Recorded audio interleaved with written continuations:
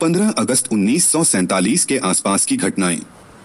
लाहौर के हिंदुओं और सिखों पर बड़े हमले 3 जून से शुरू हो गए। शहर में मचाई गई तबाही इतनी भयानक और भयावह थी कि शहर को पूरी तरह से तबाह होने से बचाने के लिए 27 जून को टाउन हॉल में तीनों समुदायों की एक बैठक बुलाई गई। इस बैठक में हिंदुओं और सिखों के नेताओं ने शांति बनाए रखने का आश्वासन दिया। मुस्लिम नेताओं ने भी ऐसा ही किया। इन नेताओं ने बहुत जोरदार और आश्वस्त करने वाले शब्द कहे, लेकिन उनके अनुयायियों ने उन्हें झुठला दिया।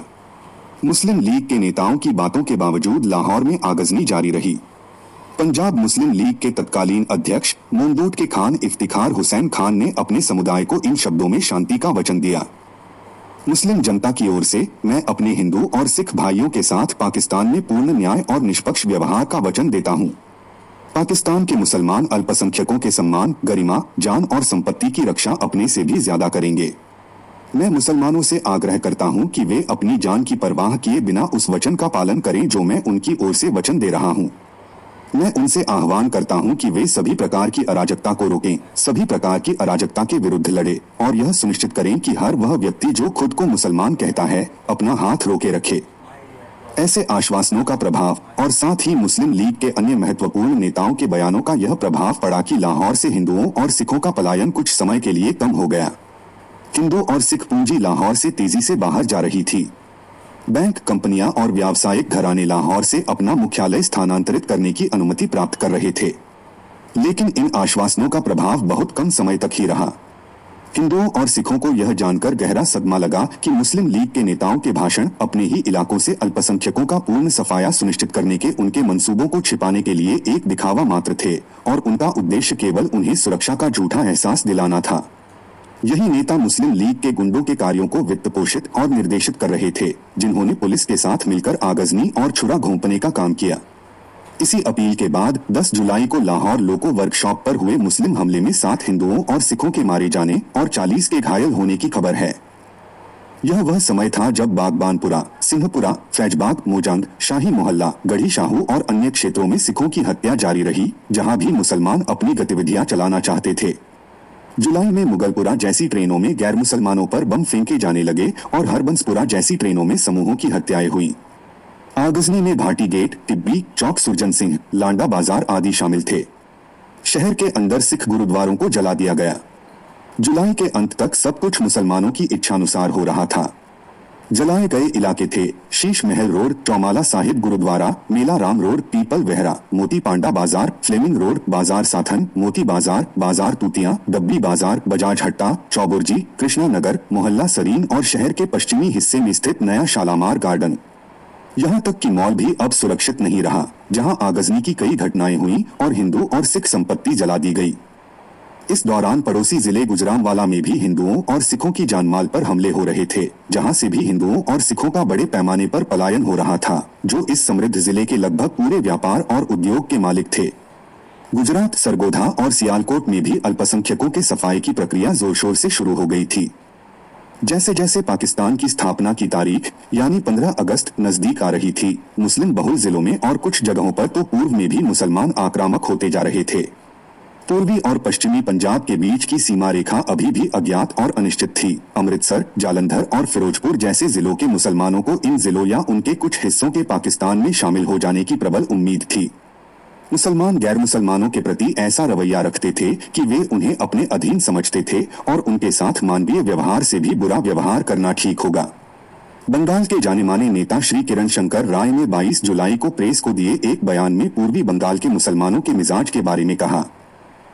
पूर्वी पाकिस्तान क्षेत्र के आम मुसलमानों में यह धारणा है कि 15 अगस्त के बाद वहां के हिंदुओं के घर और जमीन स्वतः ही मुसलमानों के कब्जे में चले जाएंगे और हिंदू उस क्षेत्र के मुसलमानों के अधीन एक प्रकार की पराधीन जाति बन जाएंगे। बंगाल के मुसलमानों के बारे में श्री रॉय ने जो कहा वह पंजाब के मुसलमानों पर और भी अधिक बलपूर्वक लागू होता है, जिनके बारे में लाहौर के सिविल और मिलिट्री गजट ने 30 दिसंबर 1948 के अपने अंक में कहा था कि उनमें से प्रत्येक ने सोचा था कि वह नवाब बन गया है। इस सामाजिक अहंकार ने 15 अगस्त के नजदीक आते आते मुस्लिम आक्रामकता के तेवर को और भी तीखा कर दिया। हर जगह हिंदुओं और सिखों पर हमले, उनके घरों और दुकानों को जलाना, उन्हें हर जिले में उनके गांवों और खेतों से खदेड़ना आम बात हो गई थी। इस अभियान में पुलिस और सेना, जो अब भारत और पाकिस्तान के बीच कर्मियों और संपत्तियों के बंटवारे के साथ पूरी तरह से पाकिस्तान की तरफ मुस्लिम थी, ने न सिर्फ दंगाई मुस्लिम भीड़ की सक्रिय मदद की, बल्कि कई बार उनका नेतृत्व किया, उनके अभियानों का निर्देशन किया और जहां भीड़ अकेले कामयाब नहीं हो पाती थी, वहां हत्या का काम पूरा किया। अगस्त तक लाहौर की गैर मुस्लिम आबादी घटकर केवल 1 अंश रह गई थी।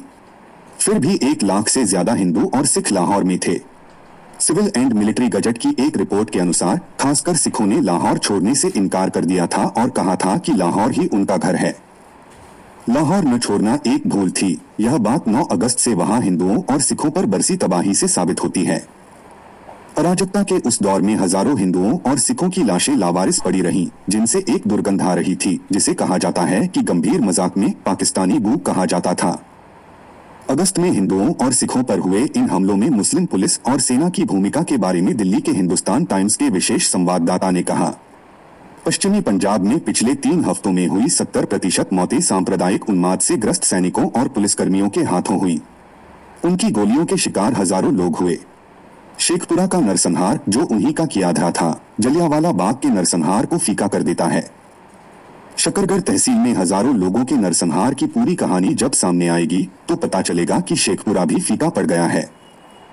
10 अगस्त को लगभग सभी हिंदू और सिख बस्तियों में आग लगा दी गई। चूने की मंडी, बजाज हट्टा, सुआ बाजार, लोहारी गेट, मोहल्ला साथन और मोजांग में आग भड़की हुई थी। हर जगह पुलिस ने गैर मुस्लिम इलाकों पर हमले किए। गैर मुस्लिमों ने इस जलती हुई आग से भागने की कोशिश की, लेकिन उनके लिए सभी रास्ते बंद कर दिए गए। 11 अगस्त को लाहौर से अपनी जान बचाकर भागने की कोशिश में कम से कम 500 लोग मारे गए। गलियों में, सड़कों पर और खासकर रेलवे स्टेशन पर सैकड़ों की संख्या में लोग मारे गए। मुस्लिम गुंडे, मुस्लिम नेशनल गार्ड और बलूच सेना, जो बाउंड्री फोर्स का हिस्सा थे, सभी ने इस कत्लेआम में जोश और उत्साह के साथ हिस्सा लिया। इस दिन मारे जाने से बचने वाले एकमात्र गैर मुस्लिम शरणार्थी वे थे जो या तो सौभाग्य से या किसी की मदद से लाहौर छावनी रेलवे स्टेशन तक पहुंचने में कामयाब रहे। ये लोग फिरोजपुर पहुंचकर ट्रेनों में सवार हो गए और इस तरह अपनी जान बचाई। ऐसा इसलिए था क्योंकि छावनी क्षेत्र में सिख सैनिक मौजूद थे, इसलिए वहां मुस्लिम आक्रमण खुलकर नहीं हो सकता था। लाहौर मुख्य स्टेशन पूरी तरह से मुस्लिम सैनिकों और पुलिस के कब्जे में था। 13 अगस्त तक लाहौर से आए पीड़ित, दुखी हिंदू और सिख शरणार्थी पूर्वी पंजाब के अंबाला जैसे दूरदराज के शहरों में दिखाई देने लगे थे। वे पूरी तरह से बेसहारा, भूखे और मुसलमानों के हाथों मौत के डर से भरे हुए आए थे। 12 और 13 अगस्त को जिन अन्य क्षेत्रों में आग लगाई गई वे थे भारत नगर, सिंहपुरा, डब्बी बाजार, लोहारी गेट, गली हिंगरान, गली कागजिया, कूचा चाह तेलिया आदि। इन सभी क्षेत्रों और कई अन्य क्षेत्रों में गैर मुस्लिम सैकड़ों नहीं बल्कि हजारों की संख्या में मारे गए। 13 तारीख को शहर में कर्फ्यू लगा दिया गया। यह वैसा ही था जैसे 1947 के दंगों के दौरान पंजाब में हर जगह कर्फ्यू लगा था। भागने की कोशिश कर रहे गैर मुसलमानों के रास्ते बंद कर दिए गए। उन्हें या तो जिंदा जला दिया जाना था या गोली मार दी जानी थी। इन दोनों में से किसी भी तरीके से कई लोग मारे गए। अनारकली और मॉल में दुकानों को आग लगा दी गई। मोजांग में टेम्पल रोड पर पुलिस स्टेशन से 15 गज की दूरी पर स्थित प्रसिद्ध ऐतिहासिक सिख गुरुद्वारा छेवी पातशाही में 15 अगस्त की सुबह आग लगा दी गई।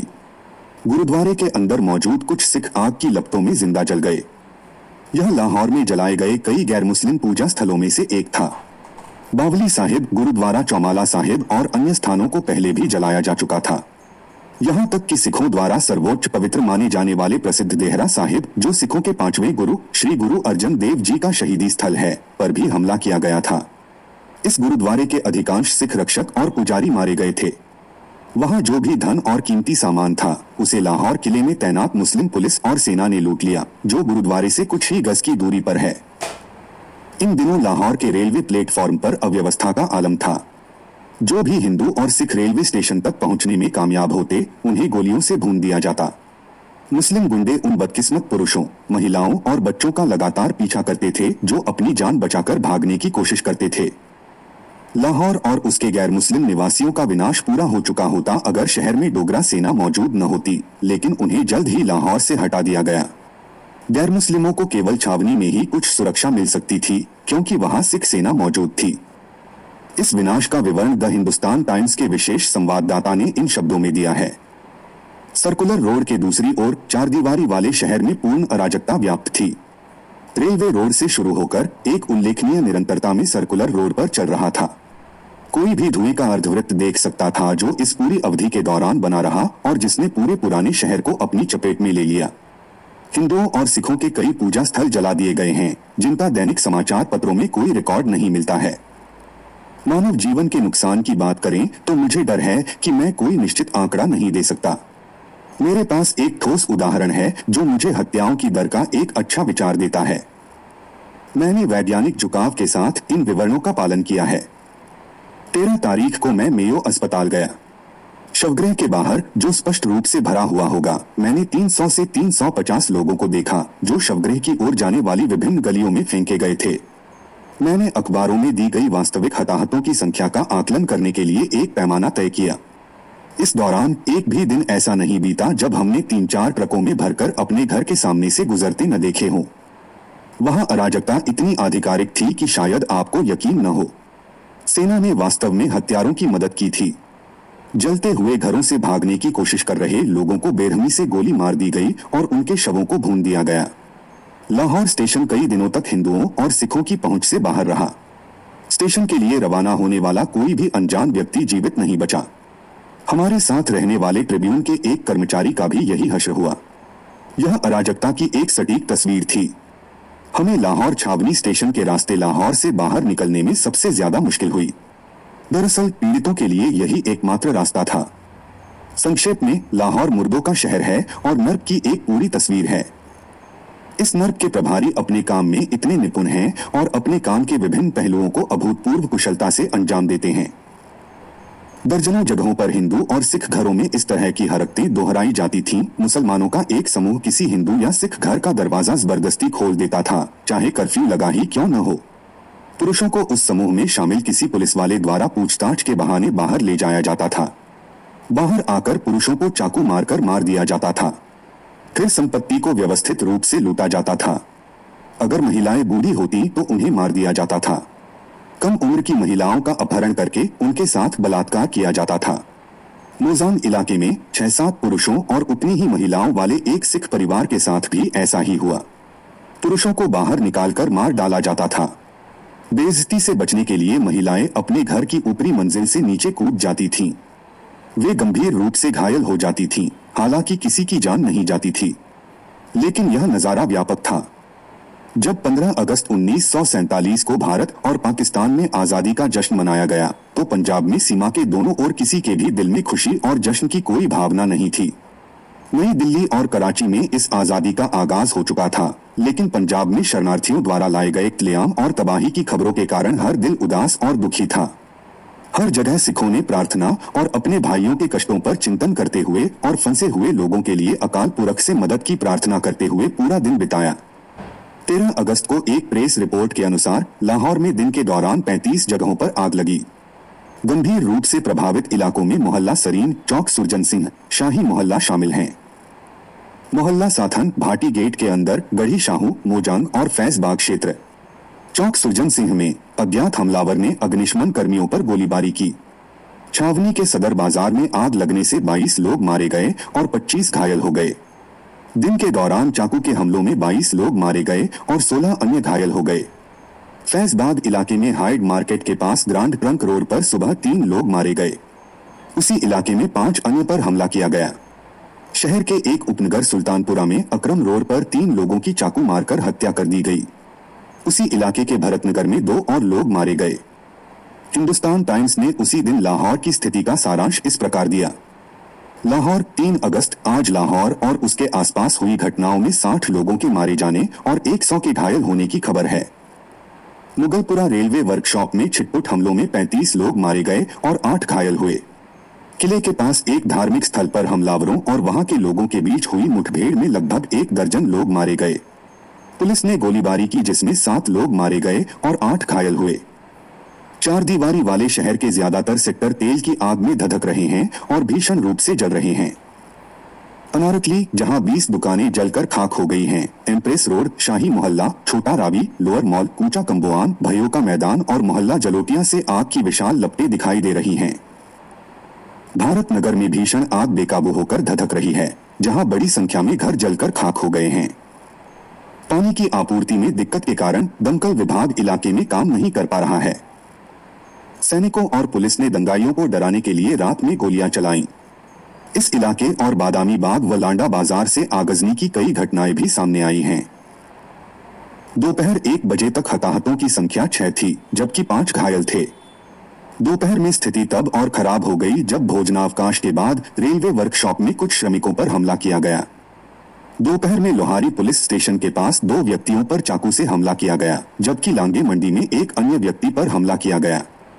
कल रात शहर के उपनगरीय इलाके सिंहपुरा में एक भीड़ ने हमला किया और घरों में आग लगा दी। निवासियों ने उपद्रवियों पर गोलियां चलाईं और इसी बीच पुलिस मौके पर पहुंच गई और जवाबी फायरिंग में 2 लोगों की मौत हो गई। कल रात उपनगर गोविंदगढ़ में 2 भीड़ें एकत्र हुई और गोलीबारी हुई, जिसके परिणामस्वरूप 2 व्यक्तियों की मौत हो गई। डब्बी बाजार में एक बड़ी इमारत में आग लग गई। पूरे शहर में धुएं के विशाल गुबार दूर से दिखाई दे रहे हैं। शाम 4 बजे तक मृतकों की संख्या बढ़कर 41 और घायलों की संख्या 18 हो गई थी। मृतकों में से 3 को गोली लगी थी, जबकि अन्य को चाकू से गोदा गया था। अनारकली में दोपहर में 2 दुकानों में आग लगा दी गई। एक व्यक्ति की हत्या रावी रोड पर हुई, जबकि दूसरे की हत्या जनरल पोस्ट ऑफिस के पास मॉल में हुई। मॉल में एक सिनेमाघर के पास एक और व्यक्ति पर हमला किया गया। गोवाल मंडी इलाके के शाह सफदर माली में 2 घरों में आग लगा दी गई। पुलिस ने उपद्रवियों को भगाने के लिए गोलियां चलाईं। पंजाब दंगों के दौरान मुस्लिम पुलिस के सामान्य व्यवहार के बारे में मद्रास विधानसभा की कार्यवाही के एक अंश द्वारा एक बहुत ही रोचक प्रकाश डाला गया है। 11 दिसंबर 1947 को जब सदन के एक मुस्लिम सदस्य ने पूछा कि मद्रास विशेष पुलिस में मुसलमानों की भर्ती क्यों रोक दी गई है, तो कानून और व्यवस्था के प्रभारी मंत्री ने जवाब दिया कि यह उत्तरी भारत में अशांति के दौरान मुस्लिम पुलिस के व्यवहार को देखते हुए किया गया था। इसलिए दूर मद्रास में भी वे इस डर से मुक्त नहीं थे कि मुस्लिम पुलिस आपात स्थिति में क्या कर सकती है। अकेले इस अंश से हम उस सबक का अंदाजा लगा सकते हैं जो पूरे देश ने कलकत्ता अगस्त 1946 से अक्टूबर और नवंबर 1947 तक 15 महीने से अधिक की अवधि में गैर मुस्लिम जीवन और संपत्ति के विनाश में मुस्लिम पुलिस के खुले पक्षपात से सीखा था। लाहौर शहर के अलावा पूरे जिले में आतंक और तबाही की यही कहानी दोहराई गई। कसूर दिल्ली जाने वाली मुख्य लाइन पर स्थित एक महत्वपूर्ण शहर है जो लाहौर से फिरोजपुर होते हुए जाती है। कसूर का ग्रामीण इलाका मुख्यतः सिख बहुल था, हालांकि शहर की आबादी में मुस्लिम बहुलता थी। जब 17 अगस्त को यह पता चला कि कसूर पाकिस्तान में शामिल हो गया है, तो मुसलमान गैर मुसलमानों पर टूट पड़े। पाकिस्तान से भारत में गैर मुसलमानों के भागने का एकमात्र रास्ता कसूर में अशांति के कारण बंद हो गया। रेलवे स्टेशन पर गैर मुसलमानों का बड़े पैमाने पर नरसंहार हुआ। शहर में हिंदुओं और सिखों के मोहल्लों पर हमले हुए और हिंदुओं और सिखों के घरों और व्यावसायिक परिसरों में आग लगा दी गई। 2 दिनों में शहर के अंदर और उसके बाहरी इलाकों में सैकड़ों सिख और हिंदू मारे गए। कुछ गैर मुसलमानों के लिए बच निकलना संभव हो पाया, क्योंकि अमृतसर जिले की भारतीय सीमा खेमकरण की ओर कुछ ही मील की दूरी पर थी। बहुत कम लोग फिरोजपुर की ओर भाग पाए, क्योंकि रास्ते में सतलुज नदी पर बने पुल पर मुस्लिम सैनिकों ने कब्जा कर लिया था और वहां पहुंचने वाले सभी गैर मुसलमानों को गोली मार दी गई। गैर मुसलमानों की संपत्ति की भारी लूटपाट हुई। स्कूल, सिनेमाघर, दुकानें, कारखाने, कुछ भी नहीं बचा। कर्फ्यू लगा दिया गया, लेकिन दूसरी जगहों की तरह इससे मुस्लिम गुंडों को ही मदद मिली। हिंदू और सिख अपने घरों से बाहर नहीं निकल सके और या तो उनकी हत्या कर दी गई या उन्हें आग में घेर लिया गया। लाहौर जिले में स्थित रायविंड एक महत्वपूर्ण रेलवे जंक्शन है, क्योंकि यह 2 मुख्य लाइनों लाहौर फिरोजपुर दिल्ली लाइन और लाहौर मुल्तान कराची लाइन का क्रॉसिंग पॉइंट है। यह वह स्थान था जहां लाहौर, मोंटगोमरी, मुल्तान और सिंध से हिंदू सिख शरणार्थियों को लेकर ट्रेनें आती थीं। यहां ट्रेनों पर बार बार हमले हुए। बचे हुए लोगों का कहना है कि जब वे रायविंड पहुंचे तो उन्होंने रेलवे ट्रैक पर सैकड़ों सिखों की लाशें पड़ी देखी। मुस्लिम गुंडे, पुलिस और सेना शायद ही कभी किसी ट्रेन को बिना हमले के गुजरने देते थे जब तक कि उसके साथ एक मजबूत हिंदू सिख अनुरक्षक न हो। खासकर सितंबर के मध्य तक यही स्थिति थी। अनुमान है कि 15 अगस्त के बाद रायविंड में कम से कम 1 दर्जन ट्रेनों पर हमले हुए और हजारों हिंदू और सिख मारे गए। किसी अन्य रेलवे स्टेशन पर इतना नरसंहार नहीं हुआ। ऐसी ही एक ट्रेन पर 4 सितंबर को हमला हुआ, जिसमें 300 हिंदू और सिख मारे गए। 17 अगस्त सीमा आयोग के निर्णय की घोषणा के बाद लाहौर के ग्रामीण इलाकों में सिखों और हिंदुओं को उनके घरों से सामूहिक रूप से खदेड़ने की नीति अपनाई गई। गांवों पर होने वाले इन सभी हमलों में पुलिस या सेना या दोनों ही आम तौर पर हमले का नेतृत्व करते थे। इन हमलावरों के चंगुल में फंसने वाले बदकिस्मत लोगों को जरा भी राहत नहीं दी जाती थी। घरों को जलाना, संपत्ति की लूटपाट, पुरुषों की हत्या और महिलाओं व बच्चों का अपहरण, यही अक्सर सुनाई देने वाली कहानी इन गांवों में भी दोहराई जाती थी। पुरुष और महिलाएं चूहों की तरह अपनी जान बचाने के लिए भागते थे। यह बहुत ही सौभाग्य की बात थी कि कुछ लोग बच निकलने में कामयाब रहे, कभी किसी मुस्लिम दोस्त की मदद से तो कभी किसी भारतीय सेना की मदद से जो हमले वाले इलाके में पहुंच गई हो। 18 अगस्त को ही वांतेओ गांव पर हमला हुआ। लगभग 2000 की आबादी में सिर्फ 5 से 6 हिंदू और सिख घर थे। इन्हें घेर लिया गया और वहां रहने वालों का जबरन धर्म परिवर्तन कराया गया और उन्हें गोमांस खाने के लिए मजबूर किया गया। ऐसा न करने पर उन्हें जान से मारने की साजिश रची गई। हालांकि वे किसी तरह भागकर अपनी जान बचाने में कामयाब रहे। चुनिया तहसील के किला गंजन गांव पर भी 18 तारीख को जिला बोर्ड के सदस्य अब्दुल करीम के नेतृत्व में 2000 की मुस्लिम भीड़ ने हमला किया। हिंदुओं और सिखों ने आक्रमणकारियों का कड़ा प्रतिरोध किया और उनके पक्ष के 12 लोग मारे गए। उन्हें अपना सारा सामान छोड़कर गांव छोड़ने पर मजबूर होना पड़ा। कुछ बीमार, बूढ़े और अपंग लोग जो पीछे छूट गए थे, उन्हें भी आक्रमणकारियों ने मार डाला। 20 अगस्त को कुख्यात मजिस्ट्रेट एमजी चीमा के नेतृत्व में महत्वपूर्ण गांव मनिहाला पर हमला किया गया। हिंदुओं और सिखों को रात 10 बजे आदेश दिया गया कि वे आधे घंटे पहले अपने घर छोड़ दें, अन्यथा उन पर गोलीबारी की जाएगी। पूरी हिंदू और सिख आबादी निर्धारित समय सीमा के भीतर घर छोड़ने के लिए तैयार हो गई और स्वाभाविक रूप से वे अपने साथ कुछ भी नहीं ले जा सके। गांव के बाहर ही मुसलमानों ने उन पर हमला कर दिया और बड़ी संख्या में महिलाओं का अपहरण कर लिया और कुछ लोगों की हत्या कर दी। जमशेर कलां पर 24 अगस्त को सेना के साथ एक मुस्लिम भीड़ ने हमला किया। विधायक मोहम्मद हुसैन और शामकोट के शेख मोहम्मद सादिक इस भीड़ के मुखिया थे, जो ढोल बजाते हुए आगे बढ़ रही थी। हिंदू और सिख गांव खाली करने पर सहमत हो गए, लेकिन गांव के बाहरी इलाके में ही उन पर हमला कर दिया गया।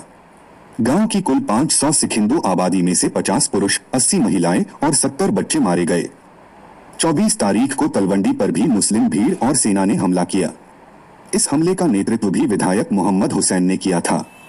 इस हमले में 400 से ज्यादा हिंदू और सिख मारे गए। सभी जीवित महिलाओं का अपहरण कर लिया गया। कई हिंदू और सिख घर जला दिए गए। 26 अगस्त के आसपास भुचोके, जंगा अराई, पजिया आदि पर हमला किया गया और उन्हें तहस-नहस कर दिया गया। इस क्षेत्र के 16 गांवों के हिंदू और सिख निवासी एक बड़े गांव भांबा में शरण लेने के लिए चले गए। 20 से 25 परिवार वहीं रह गए, क्योंकि वे जल्दी से वहां से निकल नहीं सकते थे। इन पर मुस्लिम भीड़ और सेना ने हमला कर दिया और एक-एक व्यक्ति की हत्या कर दी गई।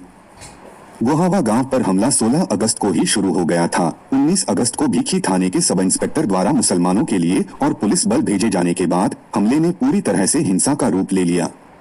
इसके बाद बड़े पैमाने पर सिखों का कत्लेआम हुआ। कई महिलाओं का अपहरण कर लिया गया। बहुत कम लोग बचे। पुलिस स्टेशन खुदिया क्षेत्र के संदरान गांव पर सेना और मुस्लिम नेशनल गार्ड्स के समर्थन से 2500 मुसलमानों ने हमला किया। इस गांव की कुल 200 सिख आबादी में से 1 दर्जन से ज्यादा लोग कत्लेआम से बच पाए हैं। गंजे संध गांव में 25 अगस्त को हमला हुआ, जिसमें लगभग 60 हिंदू और सिख मारे गए।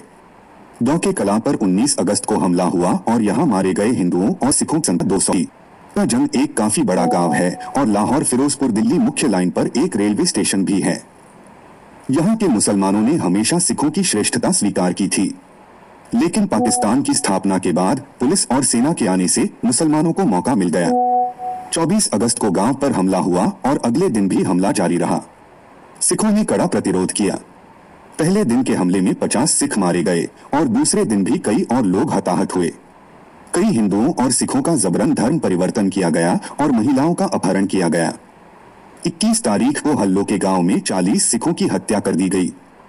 19 तारीख को छप्पा और नरवर पर हमला हुआ। यहां सेना ने असहाय सिख आबादी पर हमला किया।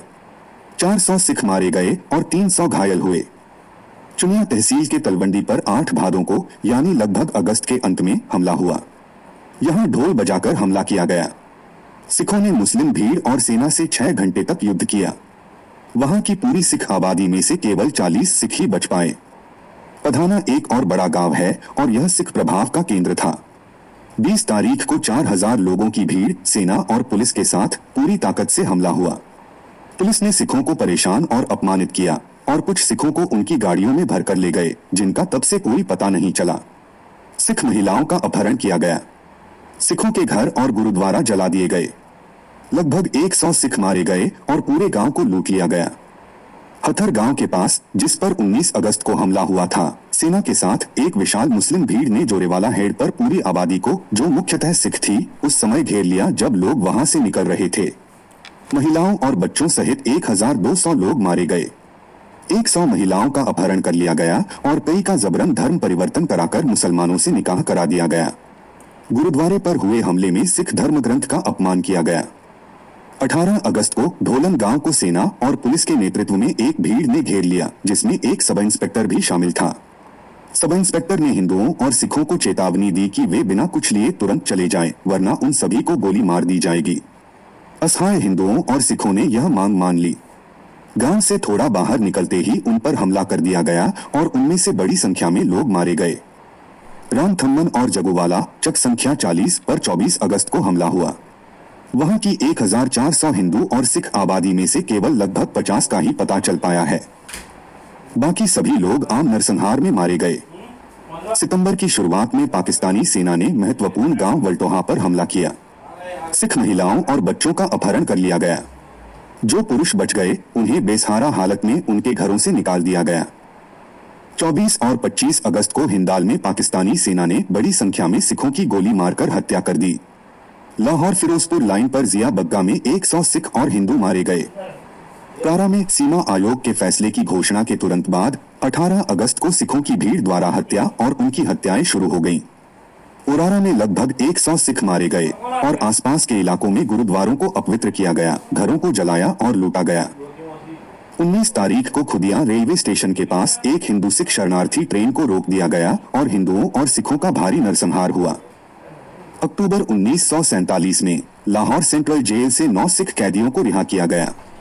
उन्हें बिना किसी सुरक्षा या अनुरक्षण के जेल के गेट से बाहर धकेल दिया गया। मुस्लिम गुंडों को इन बदकिस्मत सिखों की रिहाई की खबर पहले ही लग चुकी थी और जैसे ही वे बाहर निकले वे उन पर टूट पड़े और सभी 9 कैदियों की मौके पर ही मौत हो गई। 6 हिंदुओं और 1 सिख, जिनमें से आखिरी का जिक्र लाहौर के सिख नेशनल कॉलेज के एक प्रोफेसर के तौर पर हुआ था, को पुलिस ने एक मनगढ़ंत आरोप में चालान कर दिया। मजिस्ट्रेट ने सभी को बरी कर दिया और रिहा करने का आदेश दिया। यहाँ भी यही कहानी दोहराई गई। अदालत के बाहर इंतजार कर रहे मुसलमानों ने उन पर हमला कर दिया और जिला अदालत परिसर में ही 7 को मार डाला। यह 26 अगस्त को हुआ। 13 अगस्त को एक मुस्लिम भीड़ लाहौर लोको वर्कशॉप पर टूट पड़ी और वहां बचे हुए असहाय हिंदुओं को मार डाला। मुस्लिम नेताओं ने जानबूझकर पूर्वी पंजाब के बारे में झूठी और निराधार अत्याचार की कहानियां फैलाईं और हर जगह मुसलमानों को हिंदुओं और सिखों की हत्या करने और उन्हें भगाने के लिए उकसाया।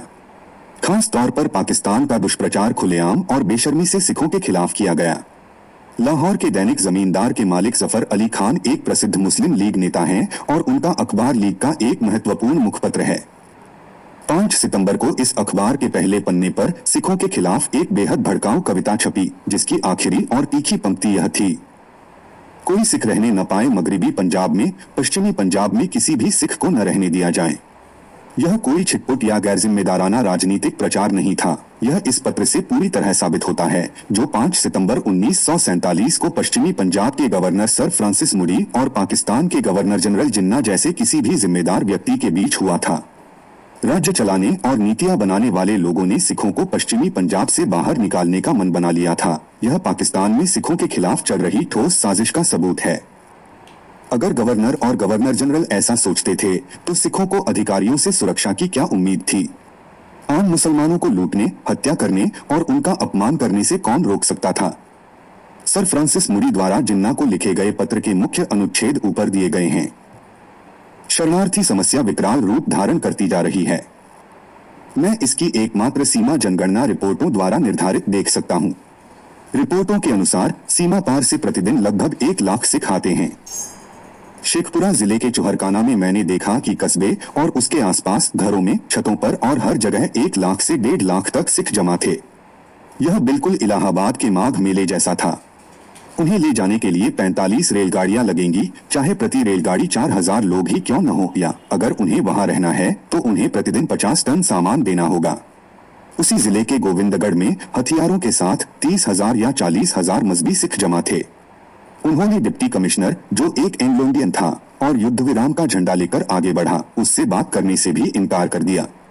उन्होंने उस पर गोली चलाई, लेकिन गोली चूक गई। अंततः सभी को निकालने का प्रबंध किया गया। मैं सबको बता रहा हूं कि मुझे इस बात की परवाह नहीं कि सिखों को जल्द से जल्द कैसे हटाया जाए। लायलपुर में 3 लाख सिखों के जाने के अभी भी कोई संकेत नहीं है, लेकिन अंततः उन्हें भी जाना ही होगा।